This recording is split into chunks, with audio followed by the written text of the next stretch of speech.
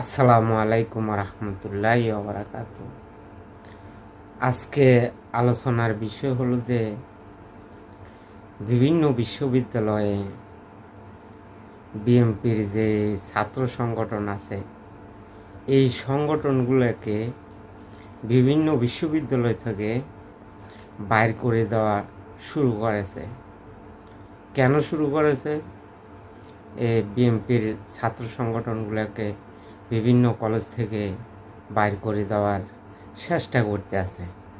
কারা এই চেষ্টা করতে আছে, এই নিয়ে আজকে আলাপ আলোচনা করব ইনশাল্লাহ। ভিডিওটা দেখতে থাকেন আর লাইক কমেন্ট করে আপনার মতামত জানাবেন। এই যে ঢাকা তিতুমি কলেজের মধ্যে সাধারণ ছাত্রছাত্রীর রূপ ধারণ করে যে ছাত্রছাত্রীরা আন্দোলন করেছিল, বিভিন্নভাবে তারা স্লোগান দেওয়ার চেষ্টা করতেছে। তো এই স্লোগানগুলো আসলে দে কারা?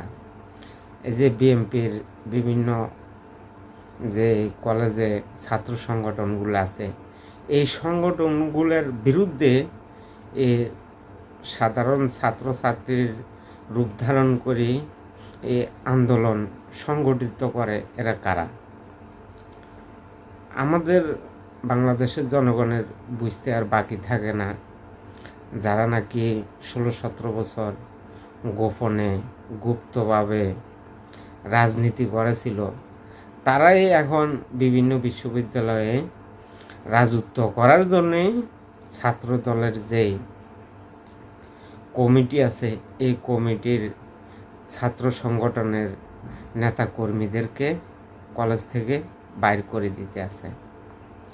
এই গুপ্ত সংগঠনের বট বাহিনীর যে ছাত্র সংগঠন আছে, তারা এই কর্মকাণ্ডগুলো শুরু করেছে।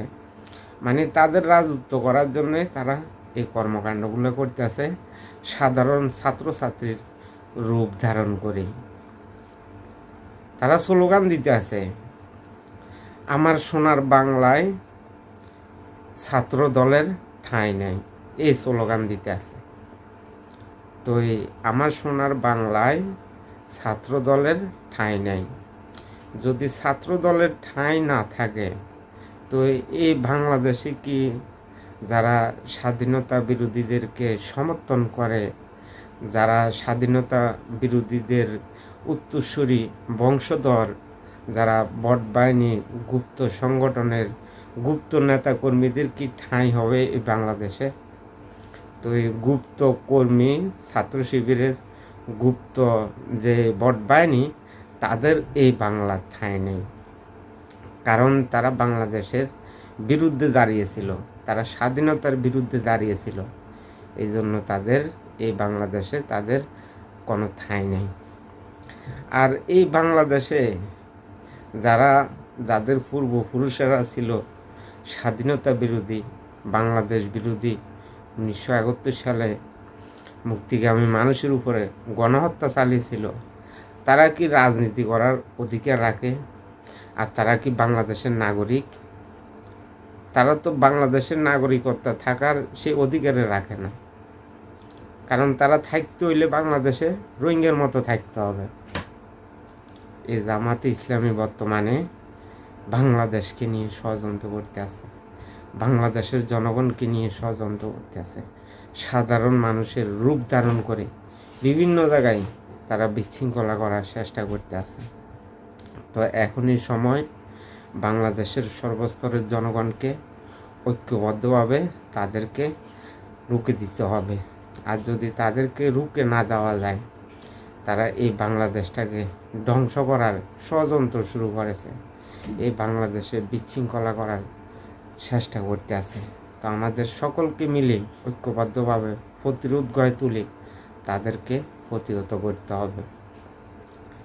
আমাদের স্বাধীনতার সার্বভৌমত্ব রক্ষা করার দায়িত্ব আমাদের প্রত্যেকটা নাগরিকের। অনেক শহীদের রক্তের বিনিময়ে আজকে এই অর্জিত স্বাধীনতাকে নিয়ে আজকে তারা বলার চেষ্টা করতে আছে যে 2024 সালের পরে আর 1971 সালের কোনো মূল্যায়নে থাকে না। এই কথা বলেছিল একজন জামাতের নেতা, বর্তমান সংসদ সদস্য। বাংলাদেশের সর্বস্তরের জনগণ অবগত আছে কোন নেতা এই কথা বলেছিল। হাসির মুখের থেকে ফিরে এসে আজকে 71 সালকে ভুলিয়ে দেওয়ার চেষ্টা করতে আছে।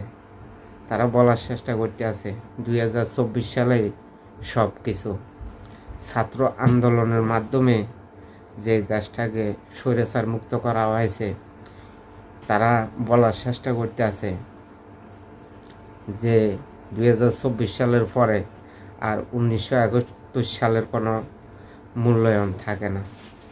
তো এই যারা স্বাধীনতা বিরোধী, বাংলাদেশ বিরোধী, বাংলাদেশের স্বাধীনতাকে ধারণ করে না, বাংলাদেশকে ধারণ করে না, তারা এই কথাগুলো বলা তাদের পক্ষে সম্ভব।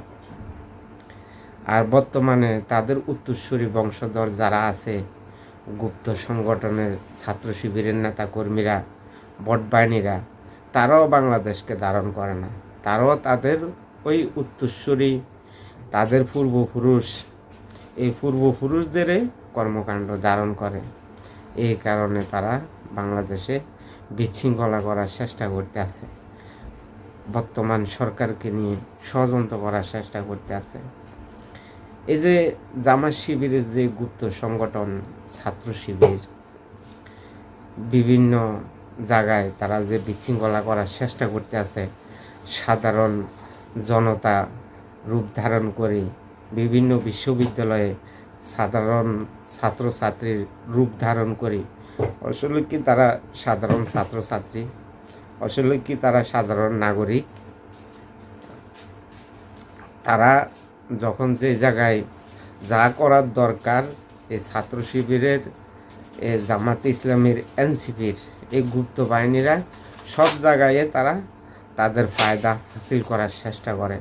বিভিন্ন জায়গায় সাধারণ নাগরিক হিসেবে, সাধারণ ছাত্রছাত্রী হিসেবে তারা এই কর্মকাণ্ডগুলো করে।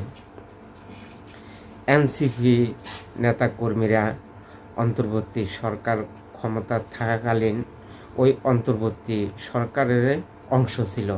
তখন এনসিপির নেতাকর্মীরা দুর্নীতি, লুটপাটের সাথে জড়িত হয়ে গেছে। বাংলাদেশের জনগণকে বলেছিল এনসিপি নতুন ধারার রাজনীতি করবে। এই নতুন ধারার রাজনীতির কথা বলে বাংলাদেশের জনগণকে তারা ধোঁকা দিয়েছে। তারা ওই পুরানো ধারার রাজনীতিতে চলে গেছে। তাদের দলে অন্তর্ভুক্ত করতে আছে ছাঁদাবাজ, দুর্নীতিবাজ, মানে টেন্ডারবাজি, বাণিজ্য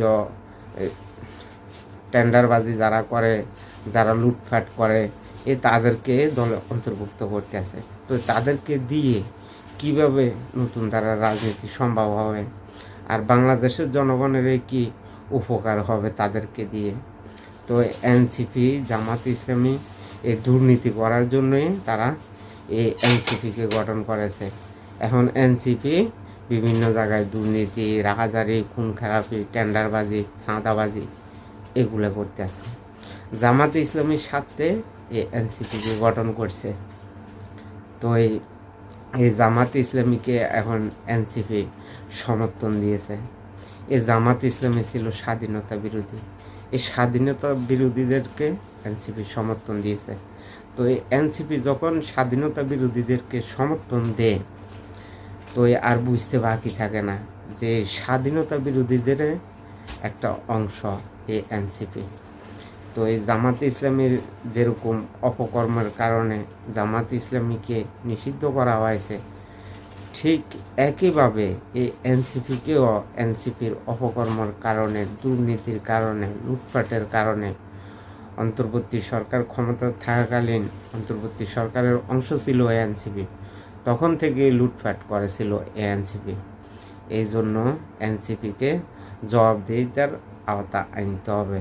কারণ এনসিপির দ্বারা বাংলাদেশের জনগণের আজকে অনেক ক্ষয়ক্ষতি হয়েছে।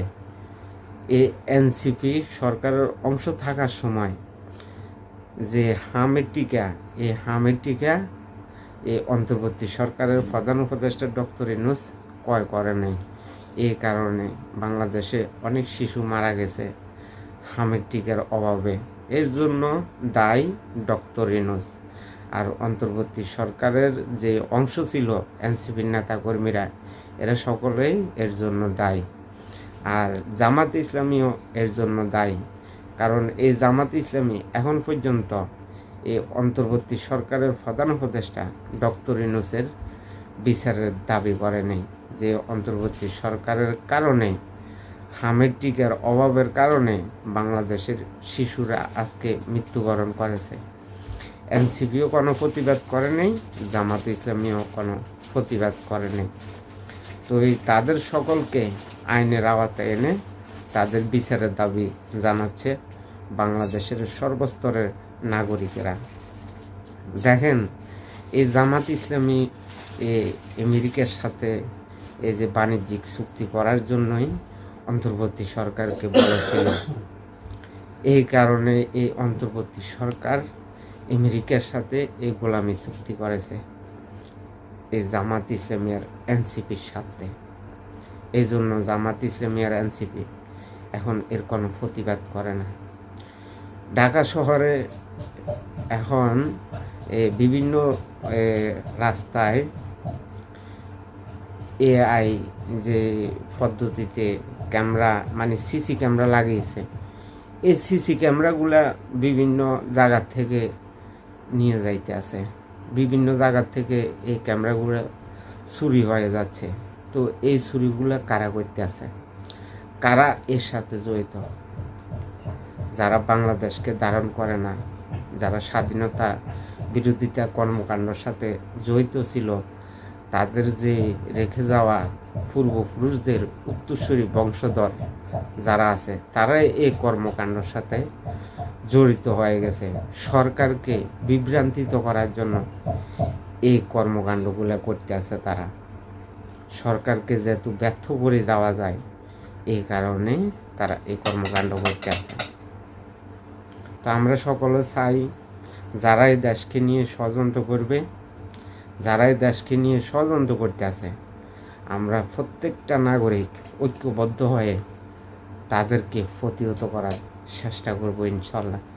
আমাদের এই স্বাধীনতা, সার্বভৌমত্ব আমাদের প্রত্যেকটা নাগরিকের দায়িত্ব রক্ষা করা। তো আমরা ইনশাল্লাহ আমাদের স্বাধীনতার সার্বভৌমত্ব আমরা রক্ষা করব। আমরা 2024 সালকে যেরকম ধারণ করি, ঠিক একইভাবে 1971 সালকেও আমরা সকলেই ধারণ করি। সবাইকে ভিডিওটা দেখার জন্য ধন্যবাদ। আসসালামু আলাইকুম রহমতুল্লাহি ওয়া বারাকাতুহু।